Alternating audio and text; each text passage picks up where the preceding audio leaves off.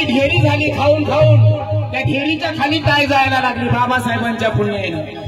अरे काजू बदाम पिस्ता शुद्ध दुधाच्या उकड्यावर गांधीजी जगले मजेत, पण तेच नव्हतं मुकड्यावर।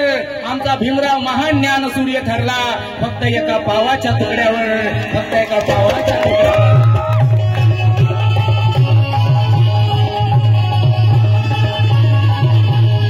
आपले वकील लोक आपल्या जर बांधवांवरती जर कुठला काय गुन्हा दाखल झाला तर पहिली फी मागतात, पण बाबासाहेबांनी त्यावेळेस बीएसटीची त्यावेळेस केस लढून बिगर पैशाचा न्याय मिळवून देणारे डॉक्टर बाबासाहेब आंबेडकर आहेत, लक्षात घ्या।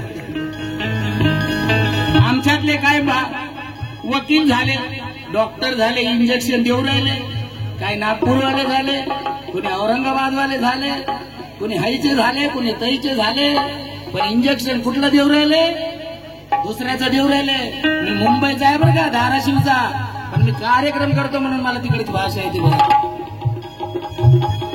आज बाबासाहेबांना कुणी एक पण असं घरामध्ये थांबला नसेल खेडोपाड्यातला, आणि ह्या स्टेजवरती आणि नागपूरच्या स्टेजवरती मी गर्वाने सांगू इच्छितो की माझे गुरुवर्य आनंदजी शिंदे 1 रुपये कार्यक्रमाचा घेत नाहीत या दिवशी, आणि नागपूरला ज्यावेळेस कार्यक्रम असतो। बंधूंनो, नाहीतर माझे गुरुवर्य भारतात नाव झालेलं आहे, आणि प्रल्हाद दादांच्या नंतर आमच्या आजोबांच्या नंतर जर कुणी खरोखर नाव राखलं असेल तर आनंद प्रल्हाद शिंदे यांनी बाबासाहेब घराघरामध्ये पोहोचवला, आणि आम्ही त्यांच्याच पावलावर पाऊल ठेवून चालत आहे। आणि म्हणायचं आहे, फार जातेला ऊन गळ्याला टाय,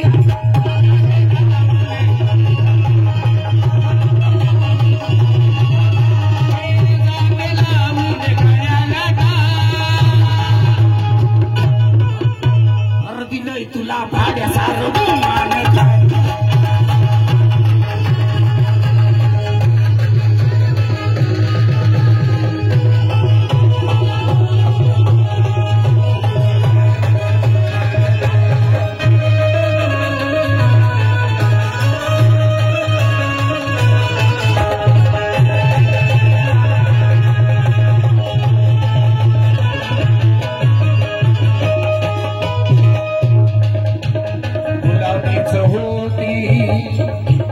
गुलामीच होती पदरी टाकलेली,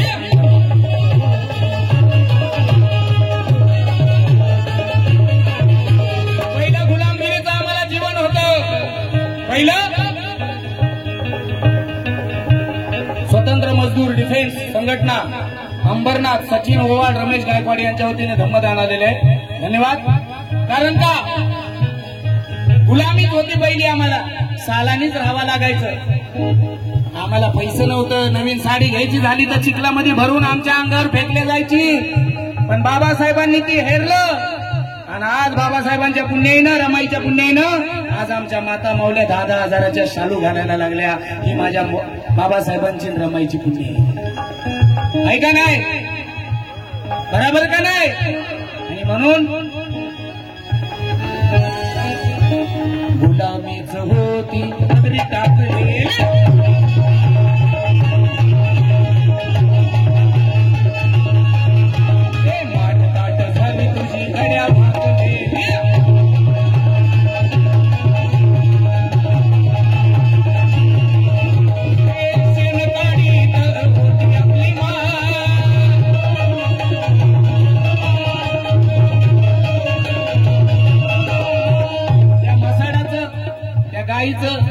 त्या जनावराचं एवढं पाऊ धपा धपा पाठीने उचलू लागायचं, आपली माय शेण काढायची, सारवण करायची, एवढी आम्हाला गुलामी होती, पण बाबासाहेबांच्या पुण्याईनं आज आम्ही देणारे झालो, घेणारे नाही झालो।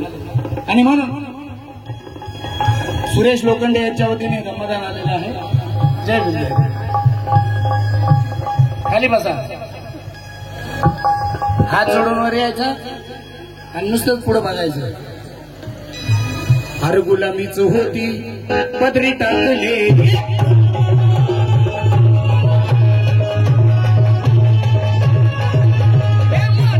झाली गड्या तुझी वाट,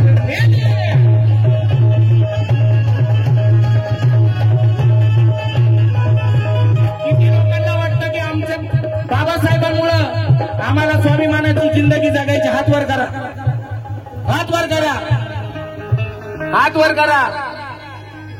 बंधूंनो, शपथ घ्या, हात खाली करू नका, नाही तर हात सरकार खांद्यापासून. आणि ज्यांनी नाही केला तो आपली औलाद नसेल. हात वर करा.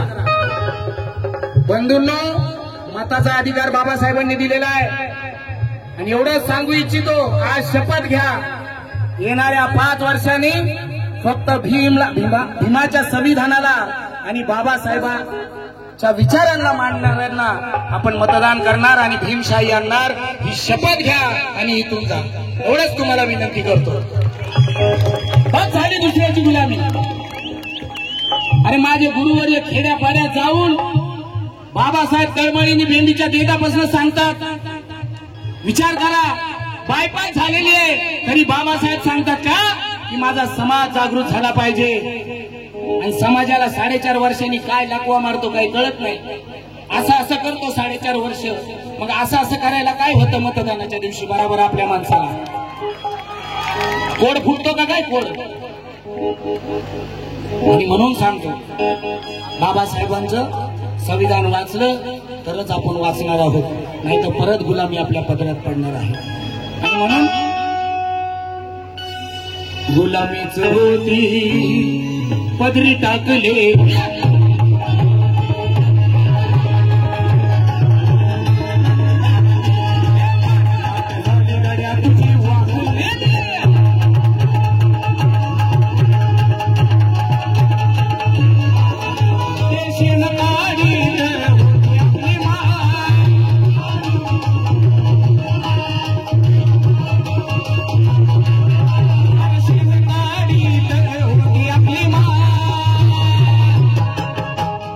शेण काढायची का नाही माय आपली. पण आता बाथरूमला गेलं तरी फुसूक शॉवर आलाय.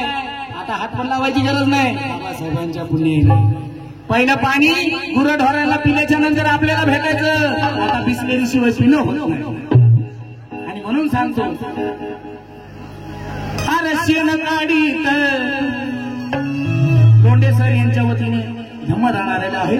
आणि म्हणून अरे शेण काढीत होती आपली माय, पर दिले तुला सारे गाड्या.